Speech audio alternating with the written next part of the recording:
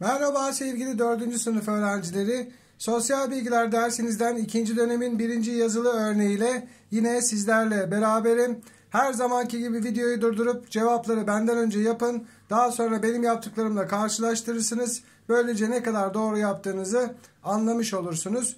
Sosyal bilgiler dersi her ne kadar kolay bir ders gibi gözükse de soruları cevaplarken çok dikkat edilmesi gereken bir ders. Çünkü bazen sorular öğrencileri şaşırtabiliyor. Kelimelere çok dikkat etmek lazım. Hemen başlayalım doğru yanlış bölümünden. Milli mücadele sırasında Doğu cephesinde Yunanlılarla, Batı cephesinde Ermenilerle savaştık. Yanlış bir cümle. Tam tersini yazılmış cümlemizde. Doğuda Ermeniler, Batıda Yunanlılarla savaştık. O yüzden cümlemiz yanlış. Binalar, köprüler, yollar, fabrikalar çevremizdeki beşeri unsurlardandır. Evet, beşeri unsurlar insanların yaptığı unsurlar oluyor. Bunlar da hep insanların eserleri. Sıcaklık, yağış ve rüzgar hava durumu ile ilgili olaylardır. Doğru bir cümle. Önümüzü kuzeye döndüğümüzde sol kolumuz güneyi gösterir diyor. Şimdi önümüzü kuzeye döndüğümüzde güney arkamızda kalıyor. Sol kol tarafında kalmıyor. O yüzden yanlış bir cümle. Günümüz oyunları gelişen teknolojiyle birlikte daha çok bilgisayar başında ve bireysel oynanan oyunlardır. Doğru bir cümle. Bizim çocukluğumuzda hep mahallede çocuk arkadaşlarımızla oynadığımız oyunlar olurdu. Çünkü bilgisayar yoktu, teknolojik aletler yoktu. Ama şimdi günümüzde daha çok çocuklar bu şekilde vakit geçiriyorlar ve bu cümle doğru. Teknoloji hayatımızı kolaylaştırdı. Doğru. Daha hızlı ulaşım, daha hızlı sağlık, yani birçok alanda hayatımız daha kolaylaştı. Telefon telgraftan önce icat edilmiştir diyor. Yanlış bir cümle. Telgraf daha önce icat edildi, telefon daha sonra. Ultrason ve röntgen cihazları sağlık alanında kullanılan teknolojik araçlardır. Doğru. Bilinçli bir tüketici aldığı mala dikkat ettiği gibi tüketici haklarını da bilir. Doğru.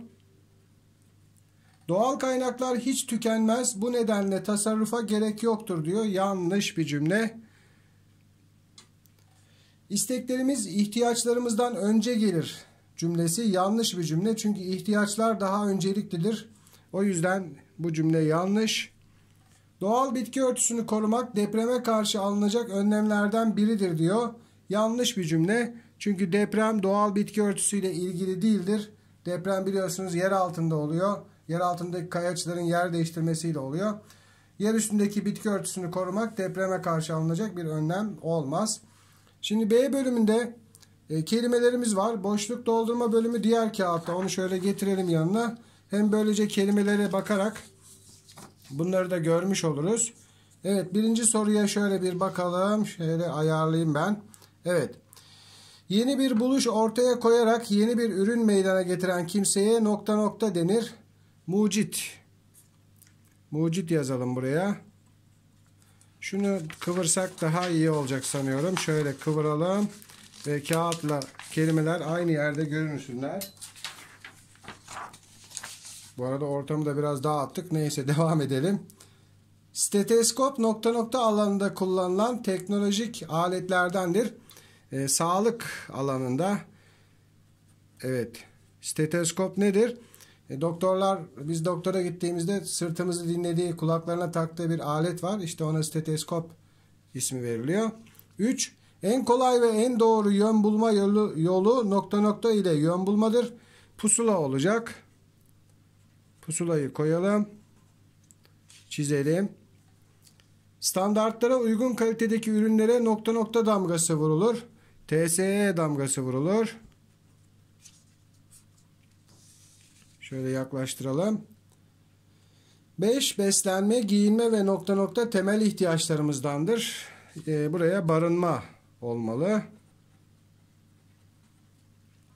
6. Paramızın gelir gider planlamasına ... denir. Bütçe diyoruz. 7. Üretilen ürünlerin çeşitli araçlarla tüketiciye ulaştırılmasına ... denir. Burada dağıtım olması lazım. Evet, dağıtımı buldum. tüketiciye ulaştırılma işi dağıtım oluyor. 8. Belirli işlemler sonucunda yeni bir mal ya da hizmetin meydana gelmesine nokta nokta denir. Buna da üretim denir. Üretim nerede? Burada. 9. Şöyle yine kaydıralım. Bir ürünün elde edilmesinde kullanılan asıl maddeye nokta nokta denir. Ham madde yazmam gerekir. Ham madde. Evet. Şöyle çizelim. 10. Doğada kendiliğinden bulunan maddelere nokta nokta denir. Doğal madde. Yazıyoruz. Buradan çiziyoruz. 11. Mal ve hizmetleri satın alıp kullanan kimselere nokta nokta denir. Tüketici denir. Onu da buradan çiziyoruz. Bir kelimemiz boşta kaldı. Evet, şimdi geldik şıklı sorularımıza. 20 tane de şıklı sorumuz var. Hemen yapalım. 1. Aşağıdakilerden hangisi teknolojik ürünlerin doğru kullanılmaması nedeniyle ortaya çıkabilecek sorunlardan değildir? Ses kirliliği, çevre kirliliği, depremler ve ışık kirliliği diyor.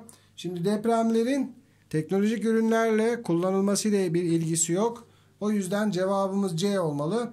Diğerleri olur. Ses kirliliği, çevre kirliliği ve ışık kirliliği çıkabilecek sorunlardandır. 2.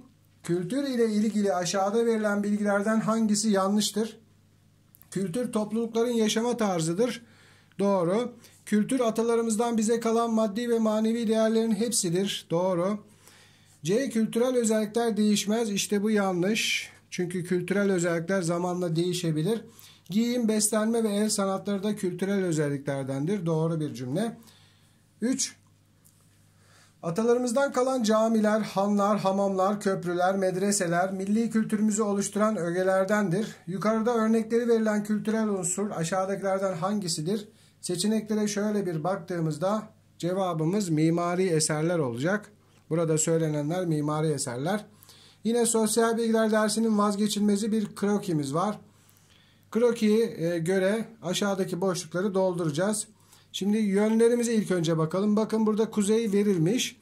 Ne yapalım? Biz diğerlerini yazalım. Güney. Şöyle yapalım.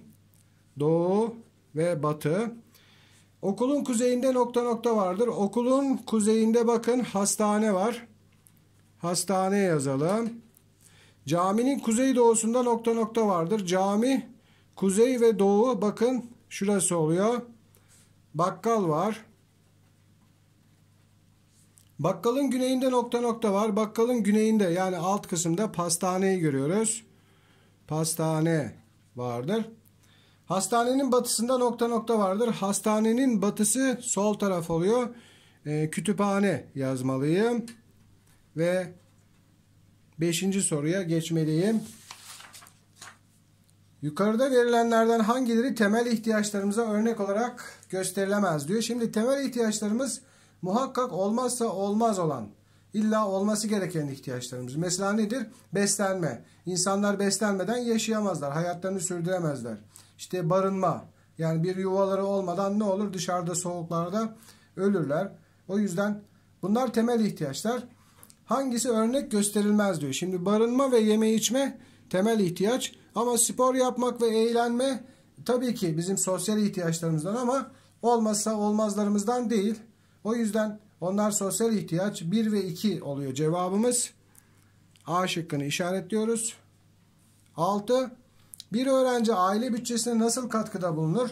Tutumlu davranarak, okuldan sonra bir işte çalışarak, pahalı eşyalar alarak, ticaret yaparak diyor.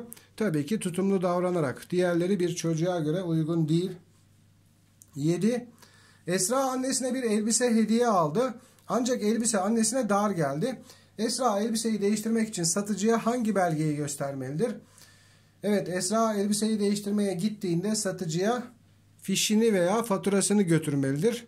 Oradan aldığını ona göstermelidir. Bu şekilde değiştirme imkanı olur. Diğerlerine gerek yoktur. 8.